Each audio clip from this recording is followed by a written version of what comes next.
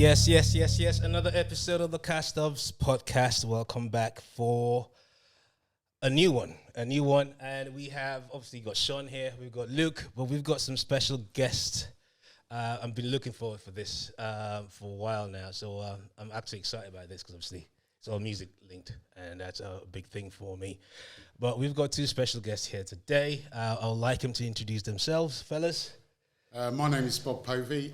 I'm one half of Bump and Hustle. Call me Bobby Bump if you like, and that's Johnny Hustle. He'll introduce himself now. That makes me. I'm Jon Coomer then. Or in other words, I'm Bob Povey, you're not. Great. Nice to meet you guys. Thanks for coming on. Well, for those who don't know, obviously most of us do know, but this is the whole point, is these guys are legendary. They started a brand 30 years ago, which is still going on, called Bump and Hustle. For me personally, I've been hearing about this brand when I was living in London, way before social media. Then for me to come and actually get to experience the brand myself, it was a big thing. I've heard of these guys for way for. When I even moved down here, I actually never met him first for the first two. I met John first. Probably. But I think the first time I actually met Bob properly, believe it or not, was 2016. 2016? Yeah. Heard of you, obviously, but never met because you feel like the elusive Bob. Yeah, I have a tendency to hide away. But it's just one of those things that I just thought, you have 30 years coming, there's a series of celebrations this year, and I just thought, these guys will have great stories. Yeah, thank you. The 30 years worth of stories, I was saying to the fellas before, you don't even have marriages that last for 3 years. Well, to keep anything consistent for 30 years, it's a huge cause for celebration. Our relationship's coming up 3 years soon as well, so that's not the truth. I don't want to be tested anymore. So we've got the guys down here because we want to hear stories. We want to hear. It's up to them to dish out whatever they want to dish out, but we want to hear obviously the reason they decided to start Bump and Hustle, the inspiration behind it, the idea behind it, and also what's happened in that 30 years, what they think, what the changes they've seen themselves, what they think, and where they think they would go for another 30 years. I think they'll be here for another 30, wouldn't they? Nah. I'm just going. I mean, Sean, you've got anything to add before I leave the floor to the guys? It's very similar to what you said. I mean, my take of it, I'll be honest, not that I haven't heard of you guys that much. I heard of the whole Bump and Hustle thing, but I'll be honest, I was probably on another level the whole time I was out. So I didn't know what I was seeing and what I was listening to probably. Most of us were the same. But yeah, more than anything, I just wanted to, after you guys said what you said, just your take on what you think the whole industry is as a whole now, the club scene, the music scene, how it's changing, where you see it's going. I mean, before we start, how are you guys anyway? Because I haven't seen you lot. Oh, I saw you last year in the summer. First time since the last Bump and Hustle in the summer, right? Isn't it? Yeah. Yeah. We've been as a family been in hiding because of COVID.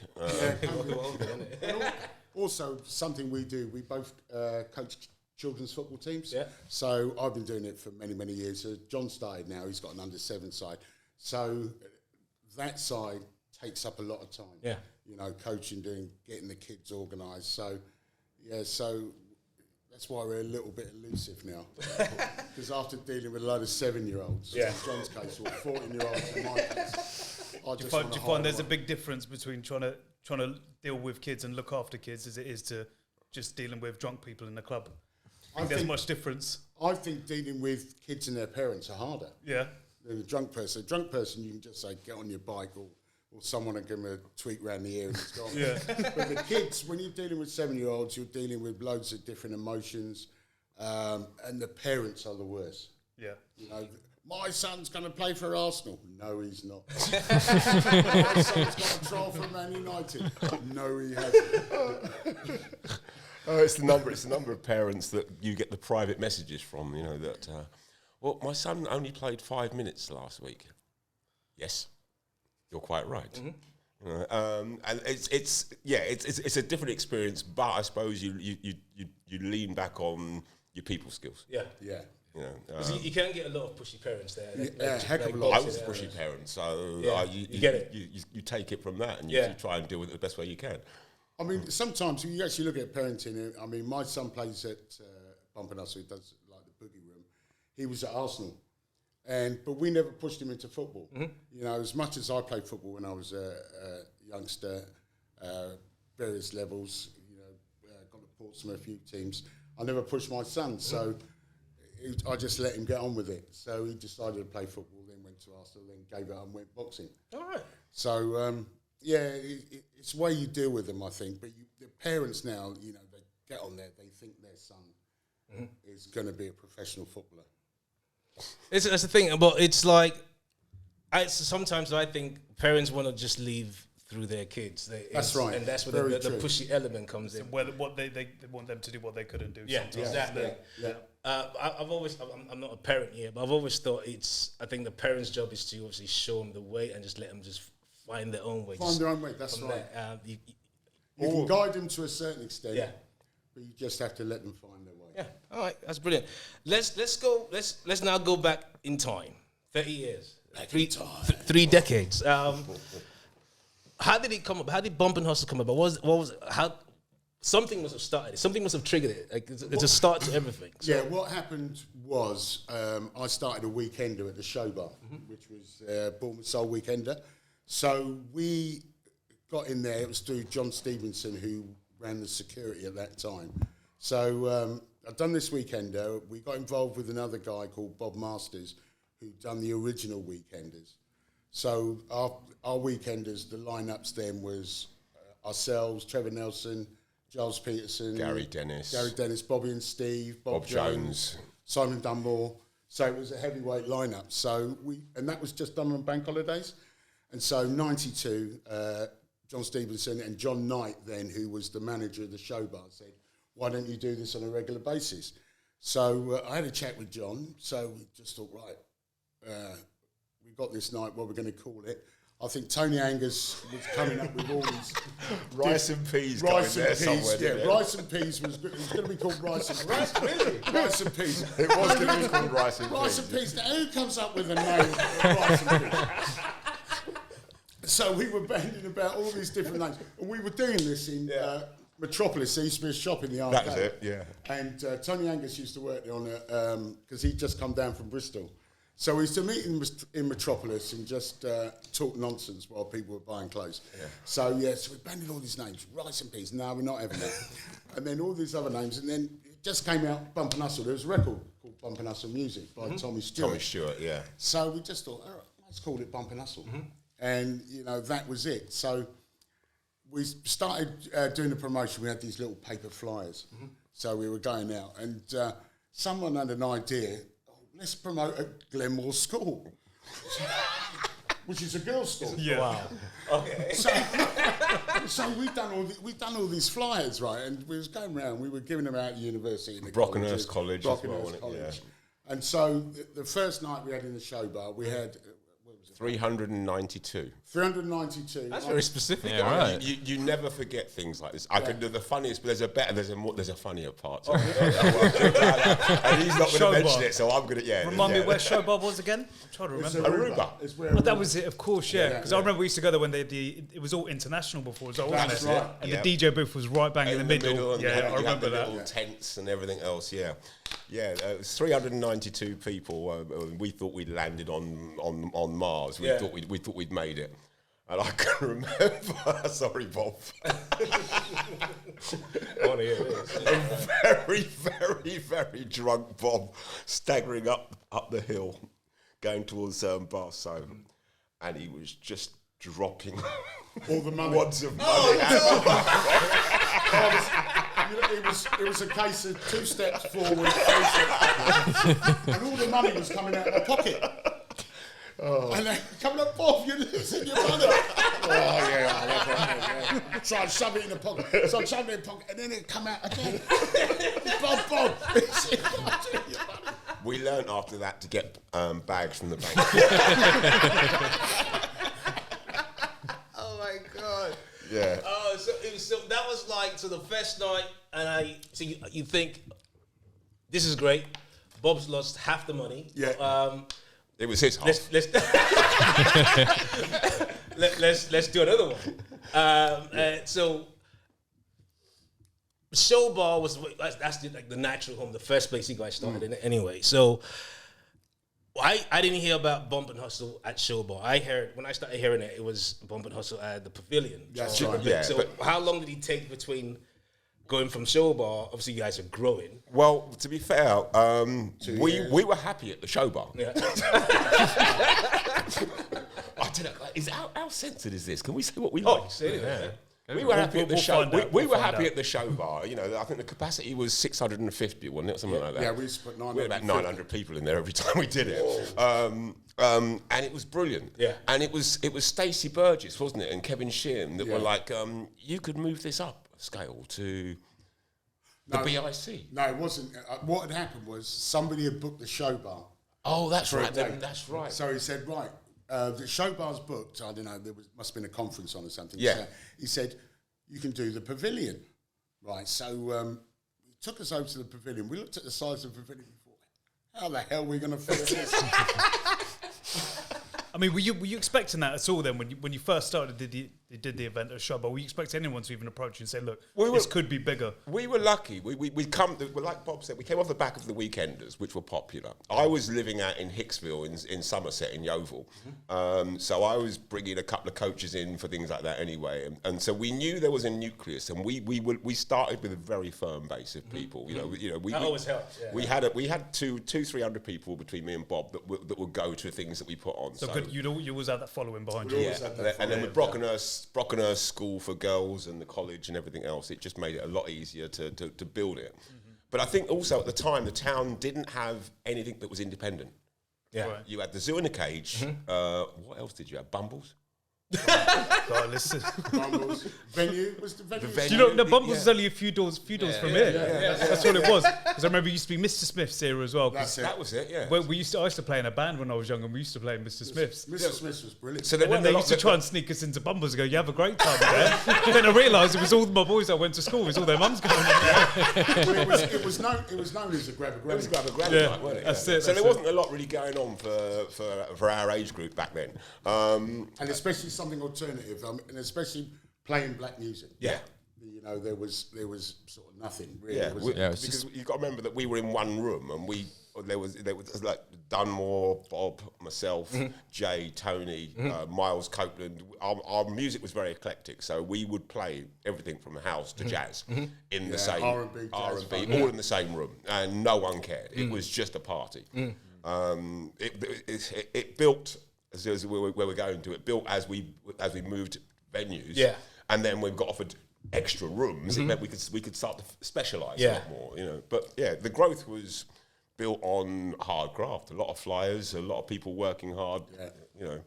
Well, the thing is, because like I say, it was something that you guys didn't know Bournemouth needed at the time, but it was different from what Bournemouth was offering. Like I said, you had the different genres into one room, so that's kind of different. There's a name that you guys have mentioned twice, and one of the things I promised myself was to ask you that name because it looks very familiar, but I didn't want to preempt it and maybe get it wrong. But Simon Dunmore. Yeah, Head of Defected. Yeah. That's why I thought. Biggest dance brand in the country. Yeah, Simon played for us for 10 years. 10 years.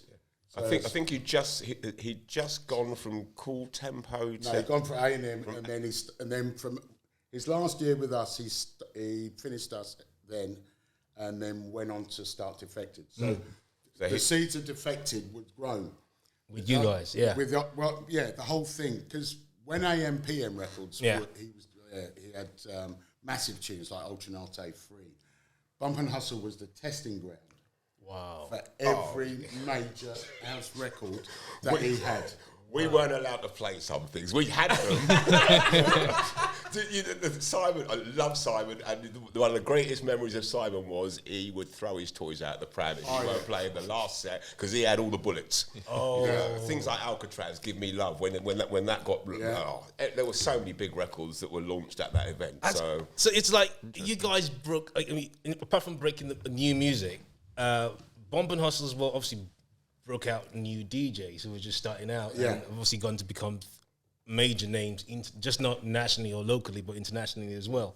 Like I said, this is way before social media. I was hearing about you guys. I lived in East London, and I was hearing about Bump and Hustle all the way down there.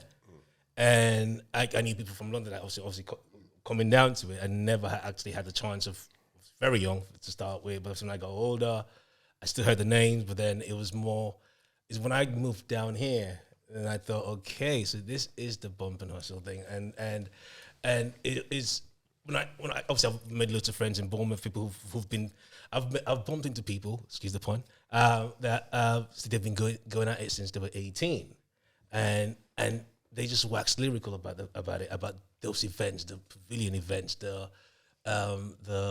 BIC. It's, for me, it just felt like, I mean, Bournemouth it's not even a city, it's a town. It's a town, and you but guys it's are a putting small all town. these numbers into filling arenas. They were coming in from all over the place, though. People were travelling. Yeah. You know, you'd have carloads turning up from Birmingham, and people getting changed in the car park outside the pavilion. You know, we did a meeting once. Didn't we get invited to the Bournemouth Chamber of Commerce one day with the Edge? Yeah. And they thanked us for for boosting the town's Tourism. hotel economy. They didn't give us any money. Nothing?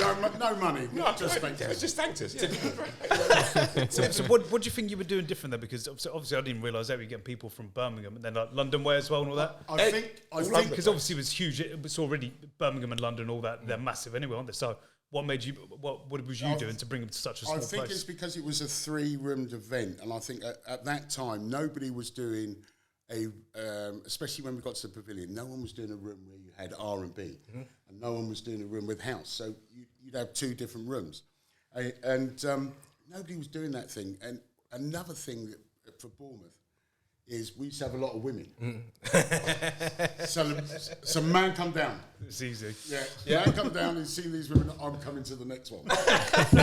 So that helped, and I think it was, you know, it's the music, because, you know, especially back then, you know, especially on the R&B side, you know, you had your Jodeci's, your Ashantis, you had some wicked tunes, and it's the same as the house on the house side, and. I mean, we brought Trevor Nelson down. Trevor Nelson at that time was Trevor Mad Hatter. Wow. He just got the Radio 1 Yeah. gig. It couldn't have been timed better. We booked Trevor, he came down, he just got the Radio 1 gig. He loved it and demanded that he was resident. And basically that's what happened. He was with us That's for like years. you said. That is just perfect time. So, Because he would just been a plug for you the whole way afterwards, wouldn't he? You've then got you then look at the likes of you've got Simon Dunmore, who's head of AM/PM. You've got Trevor Nelson, who's the biggest thing on Radio 1. You know, it gave us a platform to work. And also what people forget as well is when we actually did the BIC, we had 3 rooms. We used to have a jazz room, and HB from Soul to Soul was our resident in there. No way. Yep. In the 3rd room, so you'd have the likes of Giles Peterson would play, Kevin Beadle would play, Norman J, Ashley Beadle, and this was in the 3rd room, and people, you know, Soul to Soul weren't really known outside of London, really. Yeah. It was a London thing. So. Yeah, it was a London thing, the Africa Centre, wasn't it? Yeah, which is what brought again, and that's why the travelling crowds would come, because the DJs weren't just local. We were based around local, but the DJs that we brought in. God rest his soul, you know, Paul Trouble Anderson. I can't remember. I don't even realise the other day. DJ Swing's another one. Yes. God rest his soul. Yeah, you know, so many people that have been with us and helped us, and Camacho, you know, that you can just name them. They're just... You know, we were putting on the likes of like Masters at Work then, Roger Sanchez, which never played outside you know, the major cities. So people would travel down thinking, oh, they got Masters at Work there, or, you know, they've got such and such there. And so people would travel. Okay, so, I mean, you guys have done this for a while now, right? And so I think you guys are probably best placed to look at the differences of how, when you guys, let's say the first 5 years, or first 10 years when you guys started, and say the last 5 years now. Obviously, there's massive differences. Obviously, like, so you guys started way before social media started. I still think the best form of promo is word of mouth. Yeah. Because it feels personal. What do you guys think has changed? And that's question number 1. So and has it changed for the better in your opinion, or not so good? I think back in the day, you had sort of like local hubs. You had, especially in the town, you had certain bars like Hartley's, You know, they were the first ones to do put DJs on. You had really good clothes shops then as well. So, you know, everywhere was like little hubs. You know, you had the M2, which was a big hub, 3 floors of I remember the M2, clothes. yeah. You know, so everybody used to meet in M2 to buy clothes. So everything went round word of mouth. Now you don't have those. Nope. Yeah, You don't have those points there. You've got to take into consideration as well that we had a full-time promotions person. We always, almost from the end of year one, we took on, was it Darren Fuller, wasn't it? Yeah. We always had a really good promotion person, and they worked full-time. And so their job was to organise flying teams. They would be out at 2, 3 in the morning outside. Actually, no, it wouldn't have been that late because nothing closed that late. You got home early in those days. You'd be home by 2 o'clock. No, literally, we would have teams outside of every venue, handing out flyers, explaining to them what the gig was. What the gig was about, you know. Those jobs funded all my drinking back in the day. That's what it was. Yeah. Never made any money because I'd go back to collect the money, and then as soon as I go downstairs, a bar girl be like, "Want a drink?" She'd be like, "Yeah." There you go. That's it. You get your money upstairs, spend it downstairs straight away. Our promotion team were more popular than us, I'll tell you that. No, seriously, they were the first people that you engaged with. You know? So you met them, and that was, like social media is now, that was social media. The social media was whoever you had running your promotion, and he would set out his schedule of weeks and weeks, and, you know, we'd have a timeline of run up to when we did the flyers, printing 10,000 flyers, you know, make sure they get out. We got to the stage, we did get clever though, didn't we, when we launched the magazine? Yeah. Oh, yeah. We launched a magazine called The Source. I've always liked magazines anyway.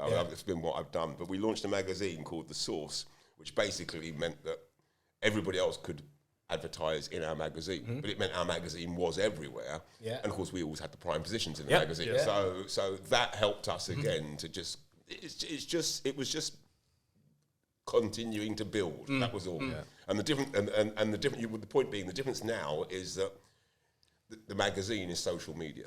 Yeah. And you don't have as much control. And because it's social media, it's on a much bigger scale. So therefore the choice now is so vast that you have to work harder. You know, you now work on you work on the people that you know, you're hardcore. You focus on but then you've got to keep again building with the new people. So you've got to start with a base and then just grow with that. Yeah, it's like you said as well. The problem was back in the day, most people would go to certain places for the music. That's right. Yeah. I literally never hear at all nowadays. If we're going to go out on the weekend, someone will go, "Let's go there because they got good music. This DJ's good." No. They're literally anywhere everyone else is going, they'll just follow there just to get drunk, and then wherever they stumble to next. That's what it is now, isn't it? I think, and he's got a point there. 'Cause I just think social media, it being good now, we've lost that personal touch. Completely. Yeah. It's when you had street teams out. Obviously, you had schedules, you had locations where to go to a certain time.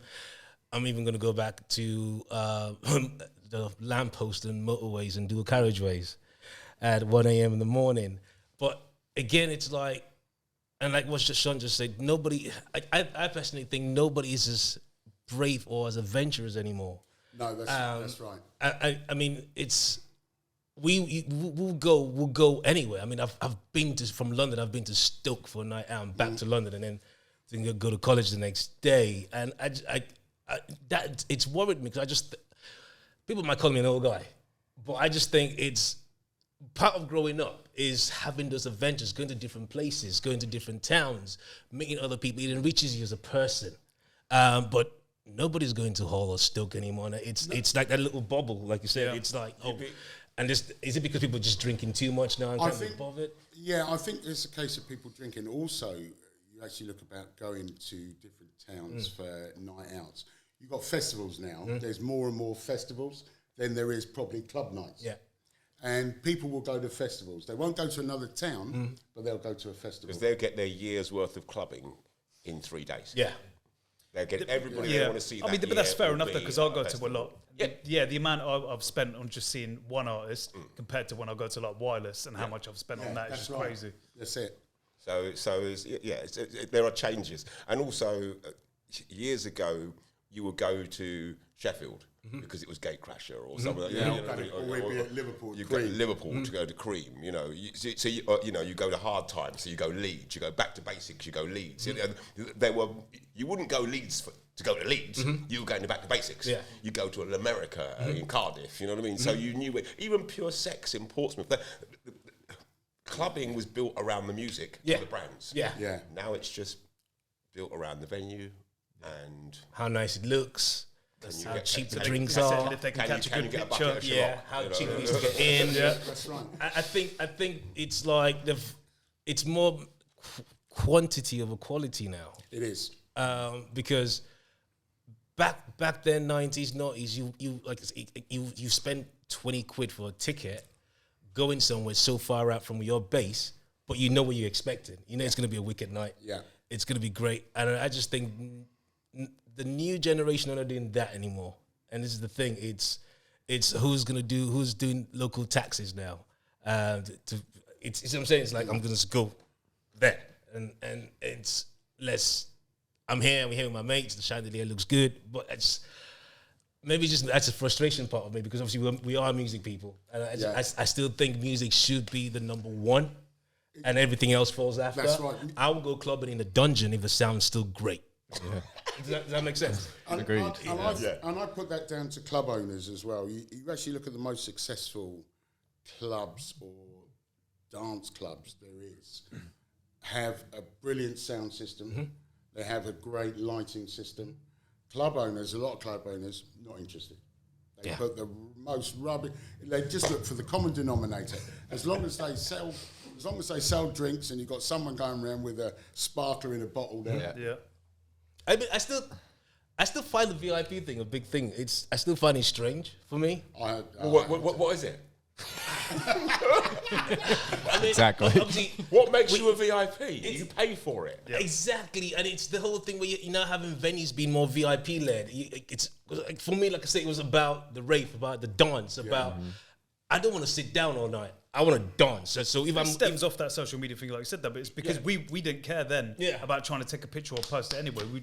But this is the thing now. People are going out. They need to take a picture. They got to make sure everything looks good. They got the bottle, like you said, the sparklers and all that. And you have venues now. Literally, you go into a venue. Let's say the venue takes 100 people. Just use that as an example. But then you have VIP tables or booths that seat 90. And it's true. It's I'm not. You go to Miami now. Most of the clubs in Miami are literally booth led. If you don't have a booth, you're not coming in. Yeah. So then, if you have to dance, you have to just stand by your booth and just. I'm thinking, there's no fun in that. Nah. We first noticed it when we used to go to the dance music conference in Miami every year. Yeah. It used to be in March. Yeah. And we noticed it around about sort of 94, 95. They started getting VIP areas. Yeah. Where you would buy I think I paid a bottle of Jack Daniels about 90 quid. I'm steaming at the time. More money's falling out your pocket again, yeah? But now it's falling out legally. Someone's robbed me. But yeah, it started, and Ibiza as well. Ibiza, certain places, Pasha and places like that have always had a small, but Ibiza was always more sort of dance orientated, but you had sort of like, what was it, Uisha? Shwai, yeah. We started to become more VIP led. Yeah. So, then it started to drift into over here. I'm getting flashbacks of being Ibiza. I've only been to Ibiza once, but the flashbacks are horrible. I think it's just my bank statement. It was crazy. £13 I spent once on a tequila shot. That's what I spent. Yeah. God, just on one shot. I saw you coming, and now mate. They're talking now. I saw you coming, mate. Honestly. Muggins. Bob's mate. Do you know Bob's wallet? Oh, you're from the same town, yeah? Oh, yeah. Bummerflow. I found some money, Bob's mate. I think it's like, I don't want to knock the VIP booth thing. I don't want people to think, it's. I think you can still have a VIP section. I just don't think a whole venue should be VIP. That's right. A small VIP section, brilliant. But a whole venue shouldn't be VIP led. No. It shouldn't be. Well, that isn't what drives. When does a club become a lounge? A lounge. Yeah. Yeah, I don't know. I think a club is where you go to dance. Yeah. If you want to make it loungy, then it's a bar. Do you know what I'm worried about now? What? Lounges at festivals. Oh yeah, but they're It's already happening. no. So not lounges. They're doing tiers now. So there's certain tier sections. Oh, I've seen it. I went about 5 years ago. I went to see Stevie Wonder at Hyde Park. It was incredible. Great venue, massive. Charlie Wilson was off the scale. Yeah. But I looked over and there was this stand, like at the races. Yeah. They couldn't see F4 because it was behind the stage. Yeah. But it's VIP. Yeah, but that was VIP. Yeah. They were having a great time, they think. From the side of the stage where you could just about see Stevie's back. You know? God. But that was, people paid big money for that. I sat on the grass, had a great time. It was fantastic. I saw everything. I think VIP for me is if it's obviously it's a packed club, and you still want a place to sit. That's how I see VIP. For me, it's like okay, I have a place to sit down, and I can go back and forth anytime. That's mine. Nobody's gonna go sit there. Yeah. Or if I get to a venue, and it's a long queue, but then you have the VIP queue. Yeah. And then you can just jump through. That's what I think VIP should be. But then nowadays I see people go into a club and there's a VIP queue and it's more than the actual queue. And I'm thinking, well, it's not VIP. I think with the festival thing as well, you were talking about, it's going to continue to go that way. And I was like, the only reason more so I think is because people just don't. They're too like socially awkward now, aren't they? Yeah. People don't like to get involved. People don't want to be in the crowd.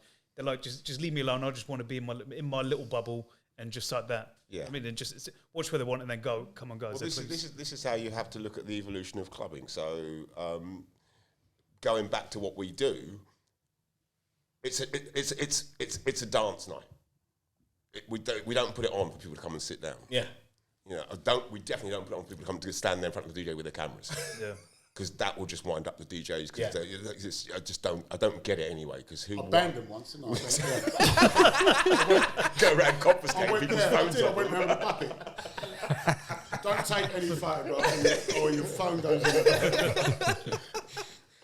I think it's just like the experience of going out to a club is to dance. Yeah, that's right. Sweat, drink, hang out with friends. But it's like, it's not, I don't feel that anymore. And like Sean just said, it's people moving, the way people are moving socially now is very different. Nobody wants to mingle anymore. It's unsocial now. Like I said, they're socially awkward. Yeah. Like I said, because they just, it's changed. And I think the pandemic hasn't helped them socially, because they've been stuck on their own, wherever they haven't mixed. And suddenly when they get out, you know, they think to themselves, well, what's this dancing? what do I Which do is in whatever my they learn thing? on TikTok Yeah. now, isn't it? All right, so coming back to the present time now, like I say, it's 30 years. You have you have a couple of things planned for 2022. I'll let you. And so what I know is you have a couple of things planned. I know one that's coming up soon. The next one I got on here is 17th of April. Yeah, but I know that's not the only one for the year. So let's start with the 17th, and anything else you want to reveal for now, going forward as part of your 30-year celebration for this year. Got a script there. Sort of. I'm seeing looking at you. Oh, I'm going to read this out. We got basically the 17th. We again we're continuing with our 3 rooms, so that'll be at Barso. Yep. David Penn, who is I think over the pandemic was one of the biggest producers going. What he was doing on Defected and his own label Urbana were phenomenal. If you don't have a David Penn record in your collection as a house DJ, then you're not really A house DJ. Well, it'd be difficult not to have a David Penn record. That's my point. Everyone's got at least one. You know what I mean? So over the last 3 years, he has been the on-song DJ, and he's a European, which is good. Spanish, and we got him headlining along with some of the best of British, the Journeymen, who are fantastic. They just rock Southport. Pat Badu, who is the future, I think, in terms of soulful house in the UK. He's making some big music. Yeah. We've got the R&B room as well. So we've got Bigger in the Guys. So that's the 17th at Barso. We've then got, in May, we've got the legend that is Grant Nelson. Oh, yeah? Please get down. It could be. It's gonna work. June. We've got Grant Nelson, either May or June. I can't remember the date. Jubilee week. Yeah, oh, that's it. It's June. The Jubilee weekend, isn't Yes, it? yeah. So Grant Nelson will be playing in Bournemouth as well. We'll reveal more about that soon. We are involved in this small festival up in Boscombe. Just Increase the Peace, it's called, and because we can. It's what they're doing is a worthy cause, and it was nice to be asked to be involved. There's nothing in it for us apart from the fact that we can be involved. We've been in this town for a long time. It's nice to give something back. So and also raise awareness for it as well. Yeah, so we're involved in that. That's I think it's hang on. That's why the phone was on.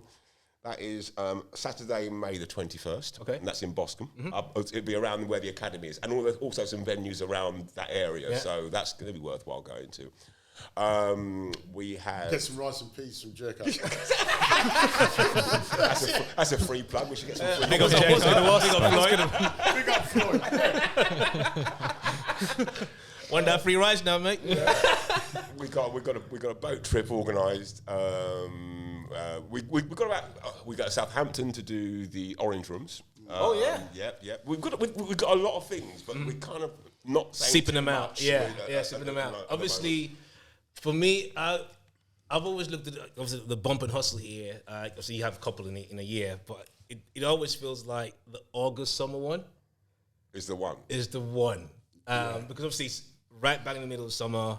Because obviously once you blink and put your eyes back up and it's September and it start getting cold. So I always feel like people come out for that. They come out for everyone, but August, that is that one. That is August is going to be off the scale, but people we're saying don't absolutely it's like, no it's more. normally around obviously carnival weekends. People don't people don't want to be part of that. They just leave the madness of London and just come and just have a good time away from it. Yep. And I think that falls. I think the last weekend in August. 28. Yeah. Right.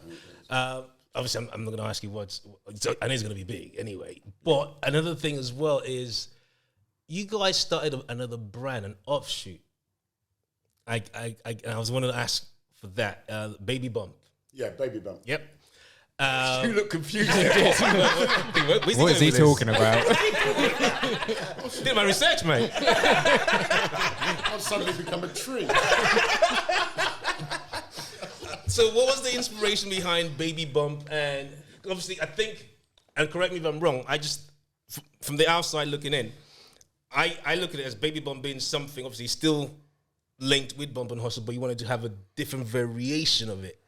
Am I wrong, or you just wanted to be Absolutely nailed baby it. brother to? Yeah, it absolutely nailed it. We about 2000, we kind of stopped doing the main events, but we didn't want to give up or stop. So we launched Baby Bumps, which we would do Small in little venues. small little venues, local DJs mainly, but that soon changed as well.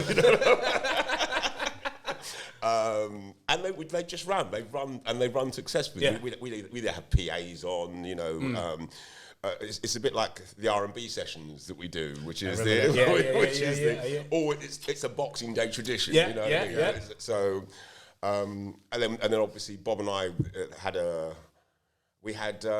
perhaps was it 2 or 3 years or 4 years at the K Bar where we did the purveyors, which again was an offshoot of Baby Bump. Yeah. It was just Bob and me being self-indulgent, playing house music, and we played everything we wanted there. But we had great guests coming in. We had people like Jeremy B and Nigel Ben. Nigel Ben. Quick story about Nigel Ben. Go on then. So Nigel Ben, we've got Nigel Ben DJing. So me and John are playing. He's sat behind us, and he's just rolling spliffs. And he's just like that.